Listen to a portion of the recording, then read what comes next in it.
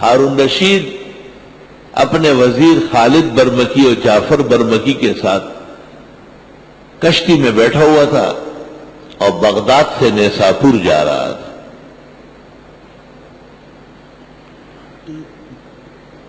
راستے میں ایک جگہ آئی جہاں بہت مچھلی تھی دریا میں، تو ہارون نے پوچھا ایو طعام الذ، کون سا کھانا اچھا ہوتا ہے؟ تو جعفر نے یا خالد نے جواب دیا السمک، مچھلی، لحمن طریہ ہے، سب سے اعلیٰ، بشرطے کہ واقعی مچھلی ہو، ایسا نہ ہو کہ مچھلی کی جگہ کیڑا کھانے لگے، جیسے یہاں لوگ مچھلی کی جگہ جھینگے کھاتے ہیں۔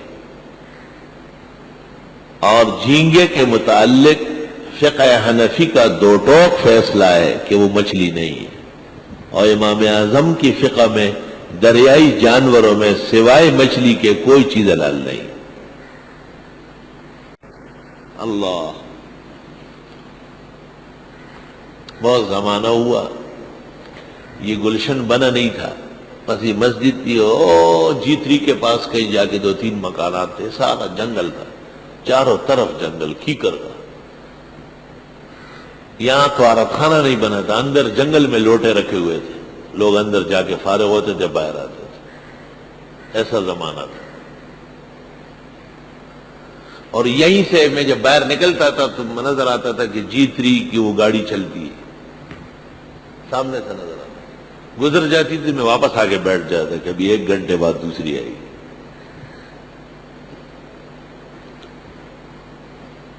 رشک نہ کرنا میری راحتوں پہ آج تم، ایک دور گزارایا ہوں میں درد و ستم کا۔ آسان نہیں ہوتا، اول اخرد ازان وخی و بیا اخرد احکار وخی، توے چمڑ نوے شہید شیخ پکور کے وائے، دغه سے نشی پا میدان باندے کبان بنی سا، چاہتے سب ہے کہ ہو اوج سریا پہ مقیم، پہلے پیدا تو کوئی کرے ایسا قلب سلیم۔ آسان نہیں ہوتا ہے، اللہ آسان فرما دیتا ہے۔ جمعے کا دن تھا اور اس علاقے میں کوئی ہوٹل بھی نہیں تھے، وہ جو کچے بچے ہوٹل ہوتے لوگوں کے۔ رات کو میں یہ ٹھہرا تھا جمعہ پڑھانے کے لیے، اور بالکل 12 بج رہے تھے، اور 1-2 آدمی ہمارے جاننے والے ہیں، وہ اور اس کا بیٹا اور ان کا نوکر، ایک ٹرے بریانی سے لدا ہوا ہے، دوسرا ڈونگا قیمے سے بھرا ہوا ہے، اور تیسرے آدمی کے پاس روٹیاں ہیں گرم گرم۔ مجھے سخت بھوک لگی تھی، میں نے پوچھا کہ یہ کیا ہے؟ کہا یہ جھینگے کی بریانی ہے، جھینگے کا قیمہ ہے۔ میں نے کہا جھینگا تو حرام ہے۔ اچھا، کوئی گنجائش نہیں؟ میں نے کوئی گنجائش نہیں۔ اچھا بھائی اٹھاؤ اسے لے جاؤ، حضرت کے لیے جمعے کے بعد، وہ دن ہوا، آج کا دن ہوا، وہ جمعے کے بعد والا کھانا نہیں آیا۔ لیکن ہم اپنے مسئلے پہ قائم ہیں، رہے الفت میں گو ہم پر بہت مشکل مقام آئے، نہ ہم نے راستہ بدلا نہ ہم منزل سے باز آئے۔ یہ شریف آباد ایک جگہ ہے، وہاں جامع مسجد میں میرا بیان ہوا، کسی نے سوال کیا جھینگے کے بارے میں نے کہا حرام اور ناجائز۔ تو میرے ساتھ ایک اور عالم تھے، وہ بھی میرے دوست ساتھی ہوتے ہیں، ان سے کسی نے پوچھا کہ حرام ناجائز؟ تو نے کہا ہاں تھوڑے تیز چلتے ہیں، تیز چلے۔ مجھے ایک شخص نے کہا کہ آپ کی تقریر پر اس نے یہ جواب دیا ہے۔ میں نے کہا اب ایک اور جگہ بیان ہو رہا ہے، وہاں آپ پرچی دوبارہ دیں اور یہ لکھ دے ساتھ۔ ایک اور جگہ وہ بزرگ بھی ساتھ تھے، وہاں بیان ہوا، تو مجھے کہا کہ جھینگا کیسے؟ میں نے کہا حرام ناجائز۔ انہوں نے نیچے لکھا تھا کہ یہ تیزی تو نہیں ہے۔ میں نے کہا دیوبندیوں کا رأس العلماء والفقہ مولانا رشید احمد گنگوئی ہے، میں نے کہا یہ بزرگ بیٹھے ہیں، ان سے پوچھنا چاہیے کہ مولانا گنگوئی سے بڑے عالم دیوبند میں کوئی ہے؟ تو انہوں نے کہا نہیں۔ میں نے کہا ان کے اردو فتاوی رشیدیہ شائع ہوا ہے، اس میں ناجائز اور حرام کے دونوں لفظ لکھے حضرت۔ در پس آئینہ طوطے سے فتح داشت اب، ہرچ استاد مرا گفت بیان می گنم۔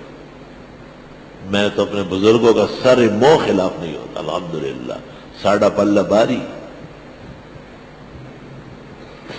بنگال چلا گیا، وہی بنگالیان تو جھینگے پر ایمان رکھتے ہیں۔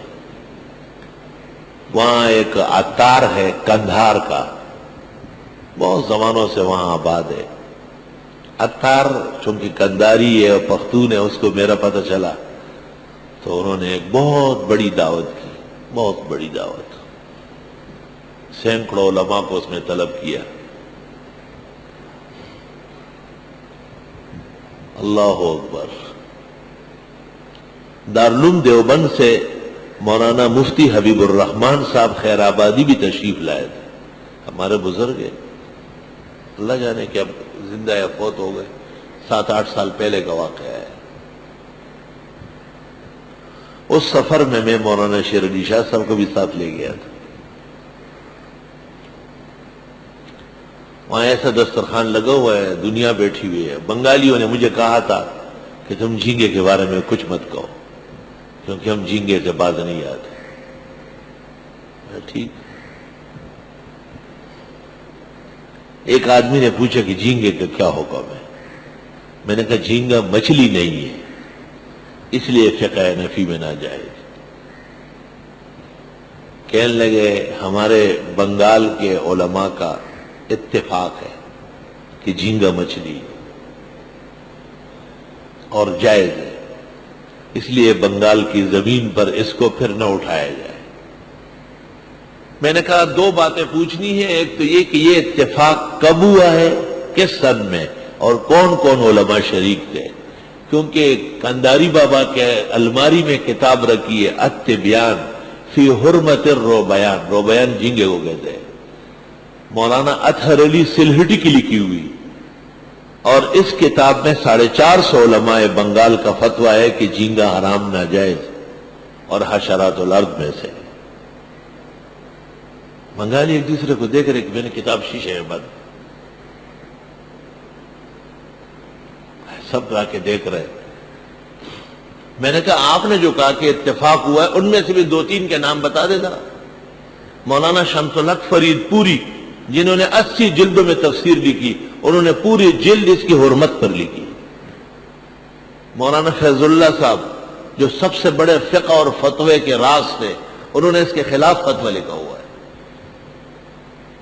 تو میں نے کہا آپ کس کو اتفاق کہتے ہیں؟ وہ متفقین کون کون ہیں آپ کے؟ کچھ راز بتا ہم کو بھی اے چا کے گریبا، اے دامن تر اشک رواں زلف پریشا۔ بنگالیاں غلی شو میں سرو نے کہتا کری سر کڑکڑا کے گھوڑے۔ رات کو جلسہ تھا اور 4 گھنٹے میں نے جھینگے کی حرمت پر تقریر کی۔ میرا میدان تشہی بنگالیاں تاسیات اللہ رہے سام ہوتا شموت۔ اللہ اکبر۔ مفتی حبیب الرحمان خیر آبادی نے کہا کہ حضرت حکیم الامت نے امداد الفتاوی میں جائز لکھا ہے۔ میں نے کہا پہلی بات تو یہ کہ حضرت حکیم الامت نے لکھا ہے کہ مجھے اس کے بارے میں معلومات نہیں ہے، اور دوسری بات یہ کہ حضرت حکیم الامت نے مولانا گنگوئی کا فتویٰ نہیں دیکھا ہے، اور تیسری بات یہ کہ حکیم الامت نے لکھا ہے اس وقت تو مجھے اتنا معلوم ہے لعل اللہ یحدث بعد ذلک امرا، صاف اشارہ کیا ہے کہ میں مزید تحقیق کرنا چاہتا ہوں، وہ مزید تحقیق حضرت گنگوئی کی ہو چکی ہے۔ اور 5ویں بات یہ کہ جب حضرت گنگوئی اور کسی اور عالم کے فتوے کا تعارض ہو تو قاعدہ یہ ہے کہ اعتبار حضرت گنگوئی کا ہوگا، وہ فقیہ الہند ہے۔